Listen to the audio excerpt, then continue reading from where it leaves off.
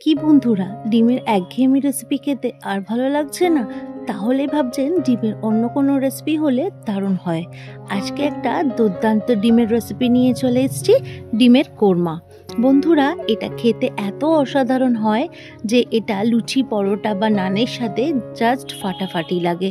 তো বন্ধুরা, এই রেসিপিটা বানাতে গেলে আমি যে রেসিপিটা এরকমভাবে ফলো করেছি, আপনারা সেরকম ফলো করবেন। আশা করছি এর টেস্টটা আপনারাও আমার মতনই একই রকম পাবেন।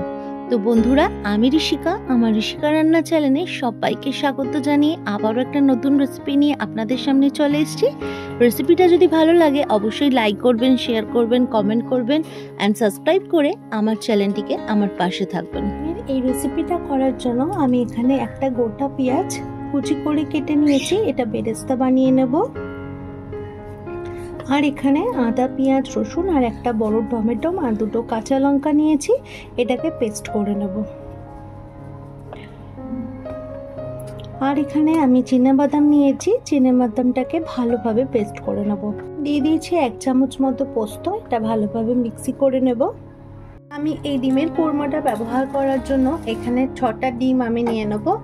6টা ডিম সিদ্ধ করে নেব ভালোভাবে। হালকা একটু নুন দিয়ে আমি 6টা ডিম ভালোভাবে সিদ্ধ করে নেব।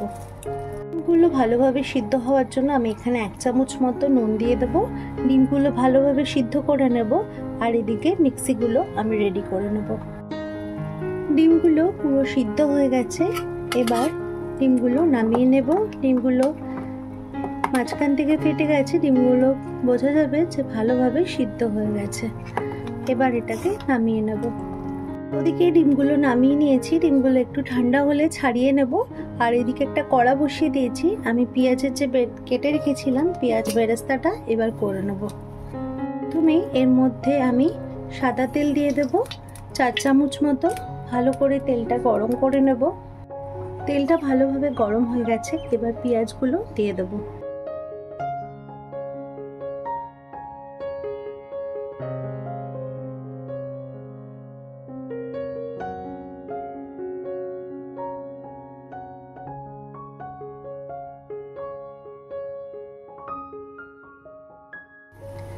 পেঁয়াজ বেরেস্তাগুলো ভাজা হয়ে গেছে, আমি একটু সাইড করে রেখেছিলাম, না হলে পুড়ে যাবে।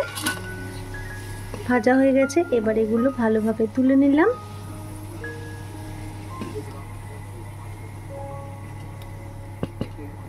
ভালোভাবে পেঁয়াজ বেরেস্তাগুলো তুলে নিয়েছি, এটা সাইড করে দেব। এই তেলেই এবার ডিমগুলো আমি ভেজে নেব। ডিমগুলো একটু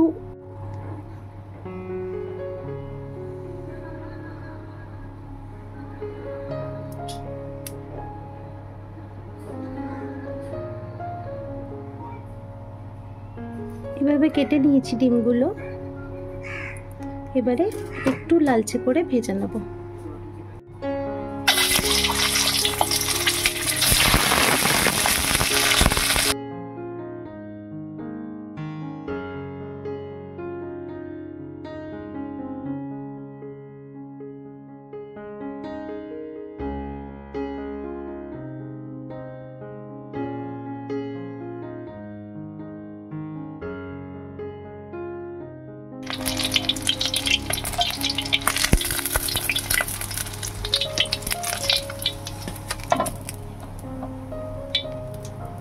ডিমগুলো সব ভেজে নিয়েছি, ভেজে এরকম তুলে নিয়েছি।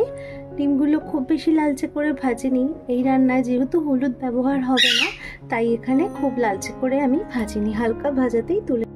প্রথমেই দিয়ে দেবো গোটা গরম মশলা। এখানে পেঁয়াজ আর আদা, রসুন, টমেটো পেস্ট করে রেখেছিলাম, সেটা দিয়ে দেবো।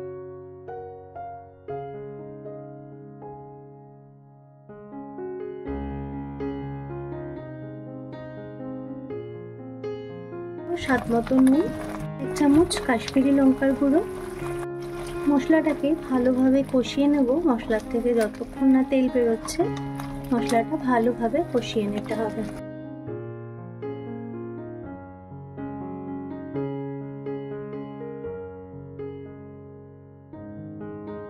একটু কষিয়ে নিয়েছি, এর মধ্যে বাদাম আর পোস্ত বাটাটা দিয়ে দেবো, দিয়ে আবারও ভালোভাবে কষিয়ে নিতে হবে।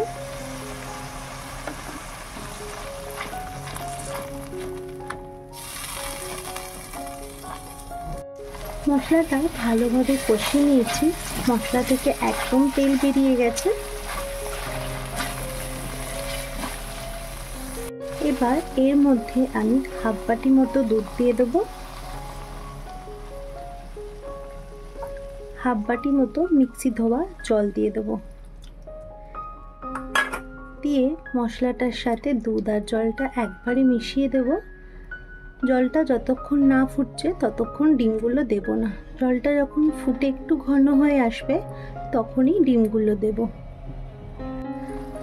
দুটো চেরা কাঁচা লঙ্কা দিয়ে দেবো ঝোলের মধ্যে। ঝোলটা একদম ফুটে গেছে, অনেকটাই ঝোলটা শুকিয়ে এসছে। এবার ডিমগুলো এর মধ্যে দিয়ে দেবো।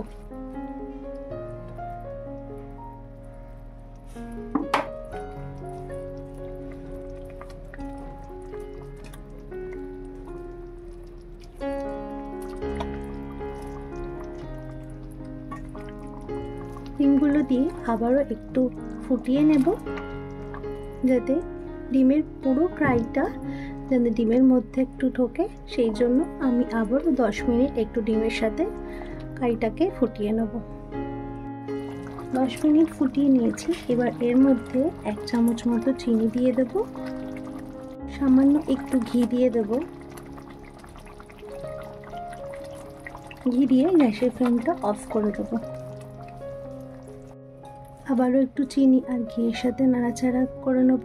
করে নিয়ে একটু কিছুক্ষণ এবার স্ট্যান্ডিং টাইম রেখে দেব।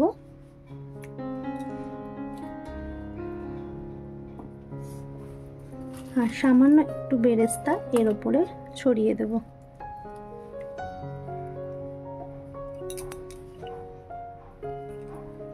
এটা এখন পরিবেশনের জন্য একদম রেডি হয়ে গেছে। এবার এটা পরিবেশন করে নেব।